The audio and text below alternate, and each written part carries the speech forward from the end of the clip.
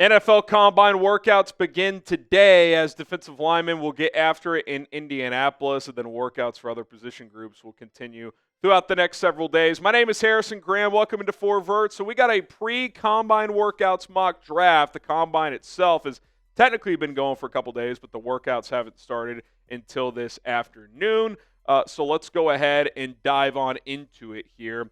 At number 1 overall to the Titans, I'm going to go Abdul Carter. Now, last night on into this morning, some injury news surfaced about the Penn State edge rusher. And last night, it was kind of a wait-and-see process. Something popped up on his foot with a medical examination, and he and his team were basically given two options. You could have surgery, which would put him out for about 8 weeks, or you could bypass surgery and let it heal on its own.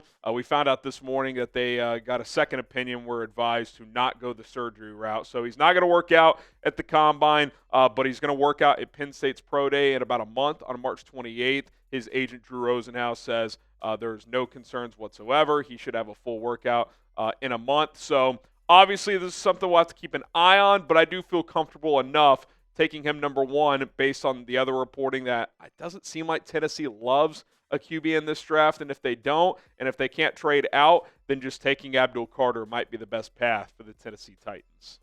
The Cleveland Browns, they go quarterback at number 2. Adam Schefter saying this week that one thing he feels pretty confident in is that Cleveland is going to be searching for a quarterback, and since Deshaun Watson carries a huge contract, the draft is probably the best way to do that. Getting Cam Ward at number 2, his arm talent, I think plays in the AFC North. So which Colorado Buffalo do you take if you're the Giants in this scenario? Shedeur, Sanders, or Travis Hunter? I went with Travis Hunter. Obviously, Joe Shane, Brian Daboll, they feel the pressure to get a quarterback. I think in this scenario, they go get a veteran in free agency, whether it's a Sam Darnold, whether it's trading for a Matthew Stafford, who they met with his reps at the Combine, or someone else. Travis Hunter is the pick for New York here at number 3. We'll see if he plays offense, defense, or both. Patriots land Mason Graham in this scenario. Defensive tackle, not a top need, although Devon Godshaw is being allowed to pursue a trade. And then Christian Barmore is coming off a year where he missed the season due to blood clots, so defensive tackle could sneakily become a need. And this is just a BPA situation, and Elliott Wolf, the Patriots de facto GM, did say at the Combine that they do need to beef up the trenches, so adding Mason Graham here makes some sense. All right, if you guys want a post-Combine mock draft sometime early next week, maybe on Tuesday, we need 500 likes. Hit that like button, and we will rip another mock draft for you guys after the NFL Combine. So if you want that, go ahead and like this video. All right, at number 5 overall, the Jaguars take Will Campbell, the offensive lineman out of LSU. I thought about a couple of players here, but getting a pass protector for Trevor Lawrence, I think, is something they'll look to add onto their offensive line. Campbell can play left tackle, play guard. We'll see where he plays in the NFL, but I think he is the best pure O-lineman in this draft. And then Shedeur Sanders falls to the Raiders at number 6. There's been some Matthew Stafford buzz there. They've been connected to Sam Darnold. If Sanders falls to 6, even if they do get a vet like a Stafford, like a Aaron Rodgers, I think drafting Shedeur in that scenario to sit for a year could make sense. And if they don't get a vet, well, there's your starter, Shedeur Sanders. He's been connected to Vegas for a while. He and Tom Brady have a relationship. I think if they can get one of the top 2 quarterbacks without having to trade up, that's a pretty ideal scenario. Who is QB1 in your eyes in this draft? Is it Cam Ward or is it Shedeur Sanders? CW for Cam Ward, SS for Shedeur. Let us know what you guys think. I got Jalen Walker going to the Jets at number 7. He's gaining some steam in the top 10 of this draft. Could do a little bit of everything. Off-ball linebacker. He could rush the passer. I think Aaron Glenn and that defensive staff could get pretty creative with him. The Michigan quarterback, Will Johnson, goes to Carolina at number 8. I'll be curious to see how his medicals go at the Combine because he did have some injury problems in college, but when he's right, he's arguably the best corner in this class, and that includes Travis Hunter. I think he's right up there with him. He's got great length, physicality, and good ball skills, and the Panthers could use another corner on that defense. It's been well reported that the Saints really like Penn State tight end Tyler Warren. I think he's got a really good chance of going inside the top 10. For me, he's one of the 6 or 7 best players in this draft. Obviously, tight end isn't considered a premium position, but in a draft that doesn't have a lot of blue chip players, at least on paper, I think he's one of them, and that makes him worthy of a top 10 pick. Ashton Jeanty to the Bears at number 10 overall. This will be a polarizing pick among Bears fans, obviously. I think this becomes a possibility if they load up on the offensive line in free agency by adding at least 2 starters up front. They probably need to reset their entire interior. General Manager Ryan Poles said left tackle. They could create some competition there. So if they go a little lighter in free agency on the O-line, probably wouldn't go Jeanty here. But if they go heavy there, I do think Jeanty is a player they like. They had a formal meeting with him in Indianapolis. Armand Midbo, the offensive lineman out of Mizzou to the Niners. This is one of my favorite player-team matches in this draft. The Niners need a right tackle. They also could use a guard, and that's what Mimbo projects. I think he's a right tackle, but worst case, you kick him inside to guard. Niners need both. I think it's a perfect fit. The Cowboys get Tetairoa McMillan in this mock draft. I saw a mock. I think it was Kuiper had him dropping to the 20s or something, which I found insane. But even in this mock, falling to 12, I think is incredible value for Dallas. I think a CeeDee Lamb-McMillan pairing would just be absolutely lethal. And look, you gave Dak Prescott $60 million per year. You might as well put as much around him as you can. At number 13, the Dolphins select Ole Miss defensive tackle Walter Nolan. He's been rising in recent weeks. I think he's got a real good shot to go inside the top 15, maybe even top 10. They get a penetrator on that defensive tackle position.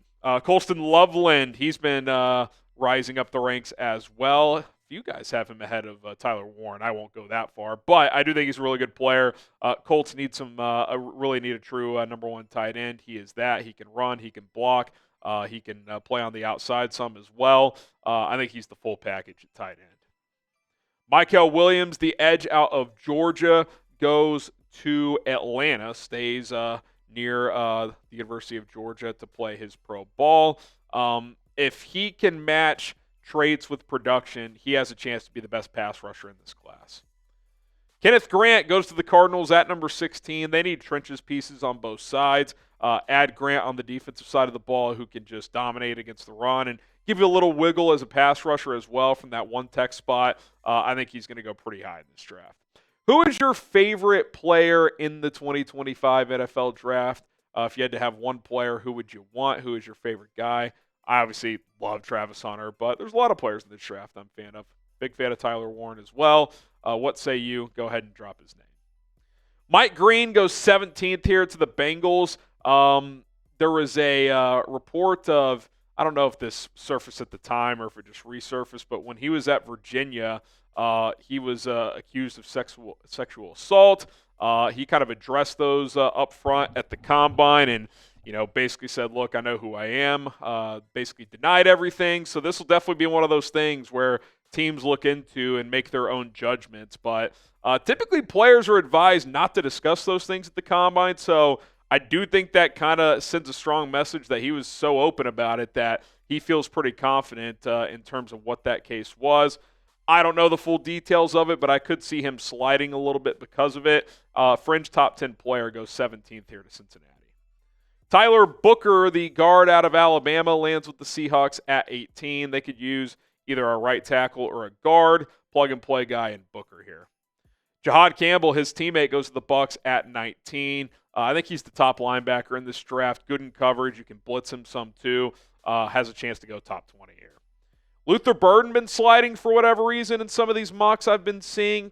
Kuiper didn't even have him in the first round, which I found crazy. But we know Sean Payton wants a joker type of player. I think with Burden, you can do some different things with him out of the slot and play him on the outside and be a kick returner. You can have a wildcat package with him. He's just a fun player.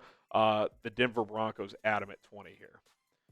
Another receiver, Emeka Egbuka out of Ohio State, goes to Pittsburgh. Depending on what they do at quarterback, they're going to need another weapon on that offense. They've got George Pickens entering a contract year, Pat Freiermuth.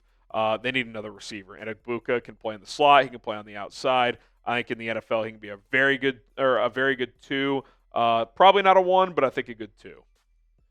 Kelvin Banks sliding a little bit in this mock draft. Probably not a top need for the Chargers. Definitely not at tackle. I think in this case he plays guard.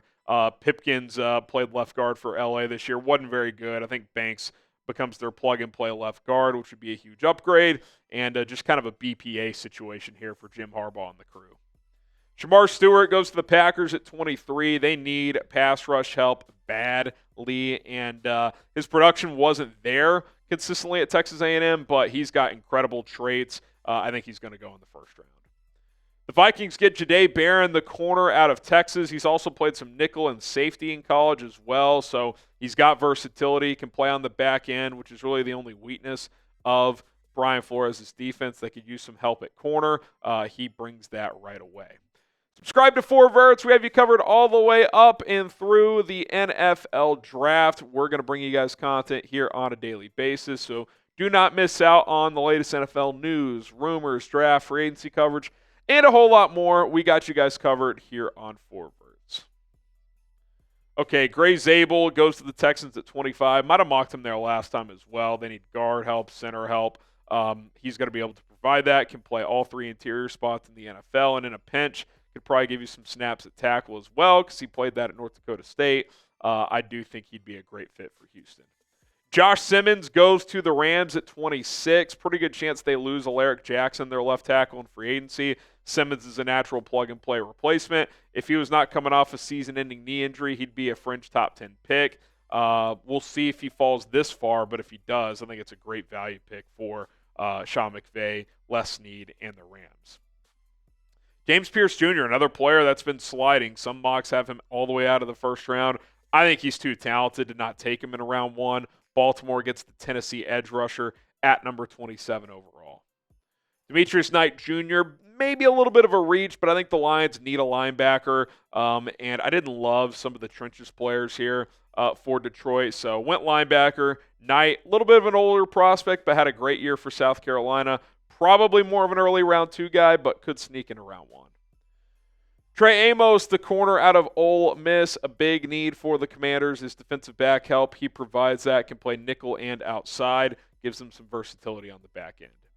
Bills out a weapon for Josh Allen. They get Matthew Golden, the Texas wide receiver, 30th overall. Again, probably not a true number 1, but he runs smooth routes. He separates consistently. I think that plays with the Bills' offense. Josh Connerly Jr., the offensive tackle out of Oregon, goes to Kansas City. Andy Reid said at the Combine that at left tackle, they're open to all options, whether that's guys they currently have, whether that's bringing back DJ Humphries, whether that's drafting someone. I think if Connerly fell into their lap at 31, that's a pretty good value. I'm not saying he's a day 1 stud left tackle, but he's got potential to be a really good left tackle in the NFL. And then the Eagles land Derek Harmon, the defensive tackle out of Oregon. They're probably going to lose Milton Williams, so Harmon can help replace some of that pass rush production. Harry Roseman said it once again this week at the Combine, how much the Eagles value trenches play on both sides of the ball. With their O-line mostly set, adding a guy on their defensive line where they're going to lose a couple of key free agents, Harmon can help fill that void. So there you have it, my mock draft 5.0. If you want a mock draft after the Combine, hit that like button. Let's get 500 plus likes. We'll see you guys soon.